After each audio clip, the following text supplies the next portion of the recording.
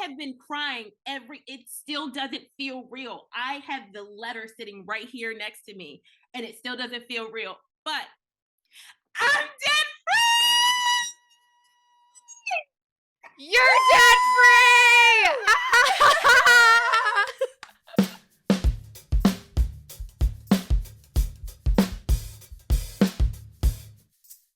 Welcome to another debt-free story. We're so excited to be here. My name is Jen. My name is Jill, and we are the co-hosts of the Frugal Friends podcast and the co-hosts of Debt Free Stories right here on YouTube. That's right. We're doing audio and video, and sometimes it goes okay.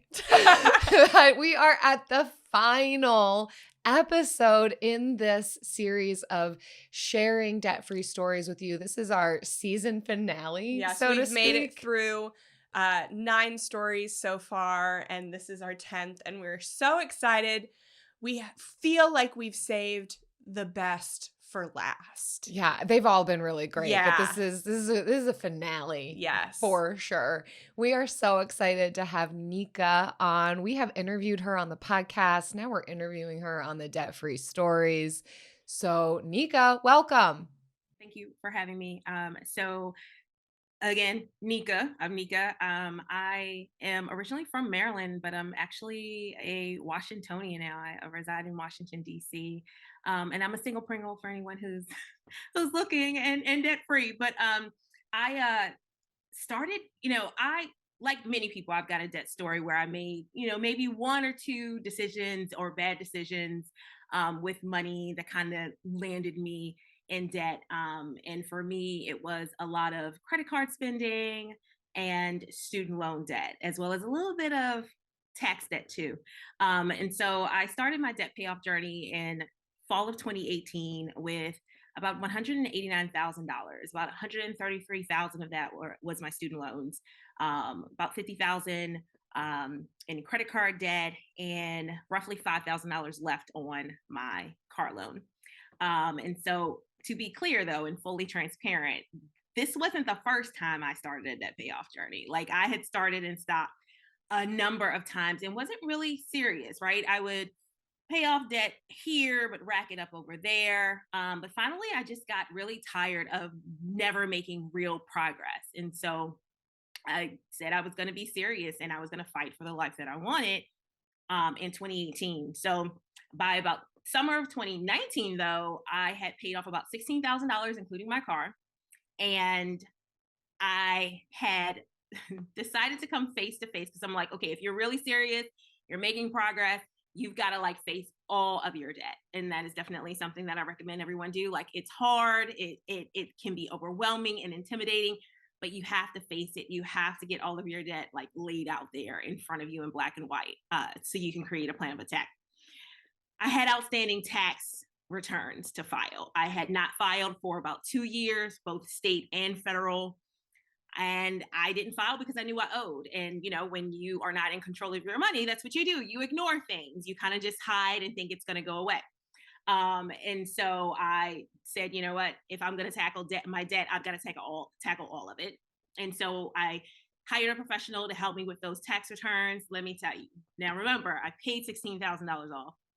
When the tax bill came, nearly $22,000, $21,946.35 to be exact. And so that kind of put me it put me back over my original starting debt. Fast forward to 2021, I managed to pay off the remaining outstanding tax debt and all of my credit cards. And that left my student loans, $133,375. And in 2021, also, the Department of Education had announced a limited waiver, which we've talked about before. They had launched a limited waiver that would allow retroactive credit for payments that would have never qualified under the regular rules of PSLF. They really did relax a lot of the rules. And with that waiver, in my time in public service, which I did not mention, but I have been in public service for 12 years. So with that waiver and my time in service, my loans were forgiven in December of last year. making me debt free. Whew. Mm. Getting a $22,000 debt while you are paying off debt after you have paid off $16,000, like that took the wind out of my lungs. Yeah. And it was a gut punch too. I can't imagine how that must have made you feel. And I've loved your tenacity and your story and respected you so much because of the perseverance. Because Mm. you didn't know how much that tax debt was. You knew it was there, but you started anyway, which I hope is an encouragement to other people who also may be scared to start, that Mhm. you can take the steps and start paying off debt and warm up to becoming fully aware of Yeah. what's Doesn't have going to on. happen all at once. Yeah. Yeah. And then you continued. You didn't let that setback derail you. So tell us, what was the entirety of the debt outside of the student loan? Yes, a little under 80,000, so it's about 77-ish, and that's just what I documented. I did a very not so good job early in my debt payoff Mhm. journey of not documenting like exactly what I paid in interest. I documented the payments, but not really overall like what I had paid plus with principal and interest. So I usually rounded it about 80,000, but documented is 77,000. Woo! So you paid off $80,000 as a single woman living in the Washington, D.C. area, Wow. and then got 130 plus $1,000 forgiven through the PSLF. So let's talk Yes. about some of the nuts and bolts. I know a lot of people are going to be interested in some of the nitty gritty of how you did this as, again, a single person living in a high cost of living area, paying off $80,000 of debt. Can you tell us what that was like? How did you do it?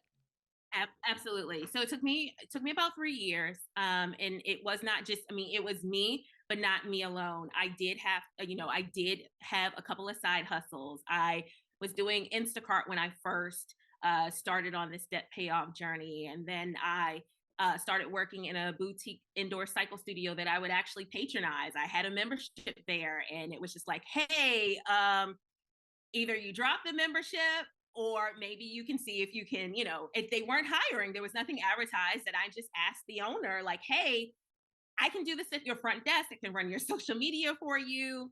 Which is this something that I can do in exchange for, pay, obviously, but also having access to the studio. And so I did that for about a year as well. And then COVID happened. And so we that put us all inside and to ourselves. And so with that, I actually turned to selling my stuff online. I was doing a little bit of it before the pandemic happened, but I really leaned into Mercari and Facebook Marketplace, and I sold a lot of things. I mean, I didn't sell like my furniture. Like I still want to be comfortable in my home. I'm not selling everything but the dog.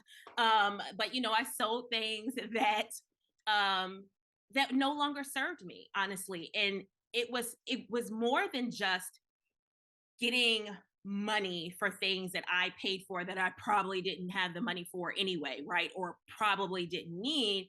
But it was also really liberating and freeing to kind of remove that weight as well, right? So it wasn't just about the getting the money for these things to help me, tackle my debt. It was also like it's metaphoric, right? So it's also making room in your life for the things that you say that you want. And so those were really like making sure I had, and yes, I could have done it strictly with my full-time job income, and that is primarily what did it. But the extra income from the side hustles helped either to make, round off an extra debt payment, or I was able to still hang out with my friends, in moderation and things like that. And that's another thing that I did. Like, I didn't cut out everything. I cut back and created boundaries around things. I definitely got better at saying no to people and things, especially if I realized they were going to take away from the progression that I wanted to make and that I was making. But I didn't go out every week, and if I went out, it was lunch or happy hour. And the good thing is that I had a support network. I had a network of friends and family who understood, even, although they may not subscribe to this, I'm going to work and I'm going to pay off all of my debt just yet, right? But they understood that I had a goal, and that goal was tied around money.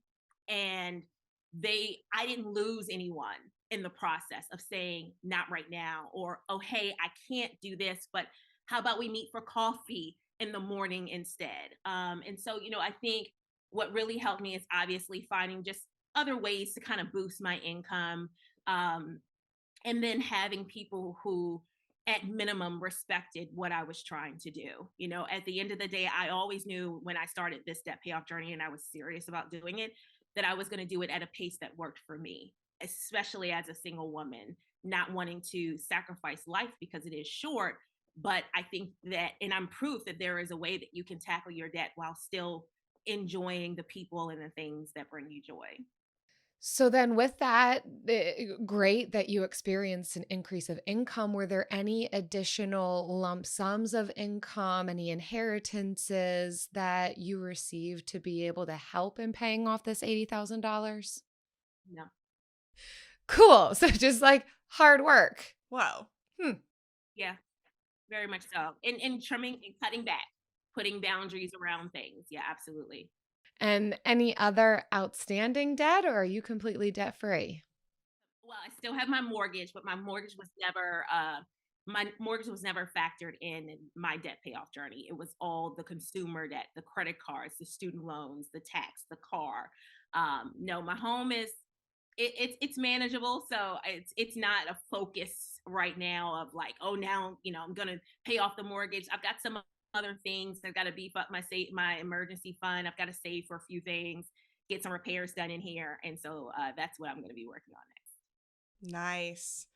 All right. So, what would you tell someone who is where you were when you started this journey? Maybe they've started and stopped a few times, but they want to get serious.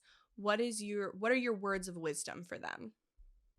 You have to have a very personal reason why you want to pay off debt. Don't pay off debt because someone told you to. Don't pay off debt because I told you to. You have to create a reason that is extremely personal and visceral, to the point where you think about it so much you start to feel it. It might even have a smell for you. When you do that, that is going to keep you anchored and focused in what you are pursuing. It does not mean you won't lose motivation, because let me tell you, even before that tax bill came, I was starting to feel like, okay, yeah, you've made this progress, but oh, you want to spend your money over here. You want to do these other things. So it's not to say that you won't lose motivation. That waxes and wanes. But when you do, and you need to refocus and remember why it is you started this in the first place, that reason that you spelled out, that you keep visible every day, that you see every time, especially when you get paid and you decide, of course you're saving too, but you decide, oh, with this extra money, I'm going to go ahead and tackle this bill or tackle this debt. You're going to need to have that to hold you accountable, to keep you moving forward. And so above in addition to having this why, is what we all call it in this space, go at your own pace and don't compare yourself to anyone else.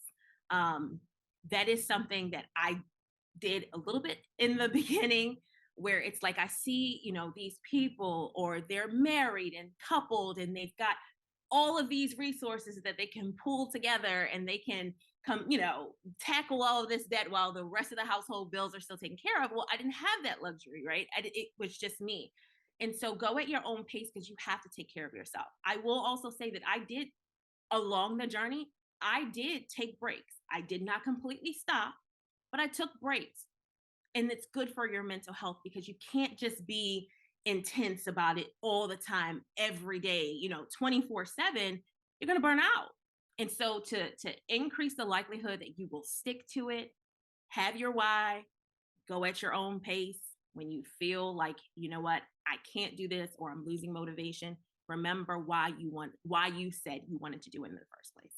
Oh, this is so Ugh. helpful to hear. And I think being able to find and hold the tension between having a really strong why, as you've described, that kind of visceral and deep level of attachment to why I'm paying off the debt, but paired with permission to take your time to start and stop. That's a really fine line. It sounds like you did it. You're trying to help and encourage others to find that, but Mm-hmm. both an intensive why and also the ability to say, it's okay if this takes a long time. And it's okay if I'm not going hard at it for years on end. So thank you for that.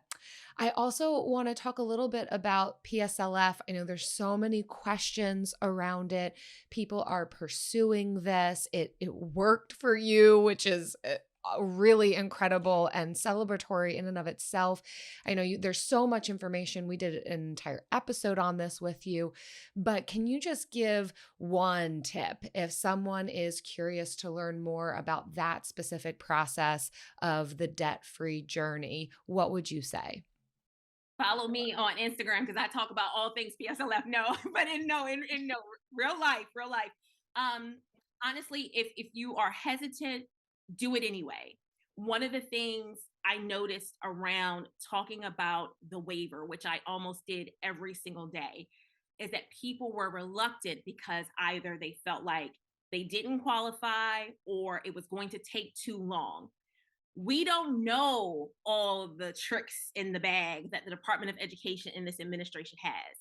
Not to mention, there are going to be other changes, more permanent changes coming to PSLF in the summer.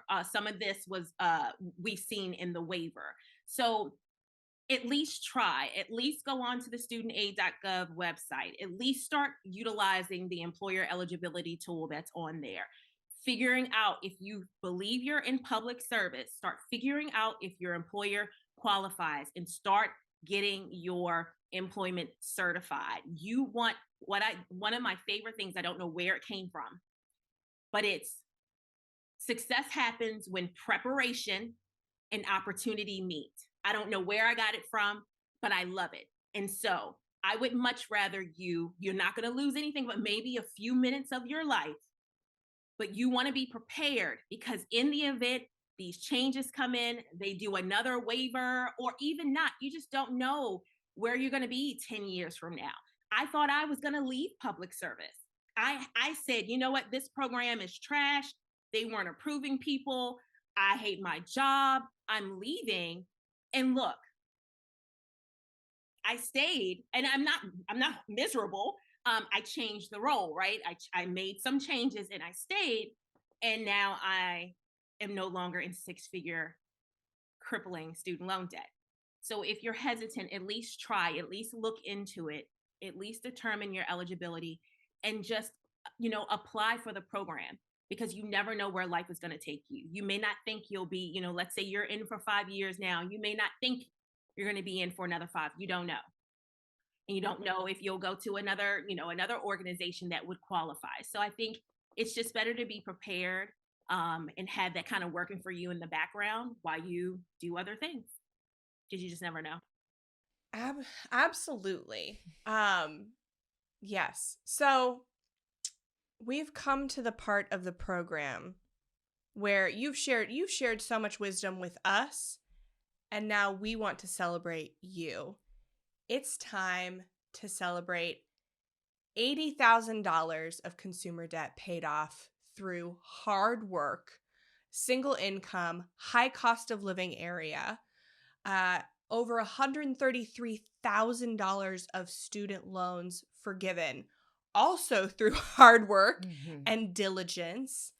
And working in public service for Yes. 12 plus years, that's no joke. That takes a Mhm. toll. So you Yes. put in the work You on that put one. in the work for both. Mhm. And now it's time for you to celebrate you, for us to celebrate you. So, How you want to do it? how you want to do it, girl? I guess I'm going to cry. It's crazy because I have been crying it still doesn't feel real. I have the letter sitting right here next to me and it still doesn't feel real, but I'm debt free. You're debt free! Oh, wow.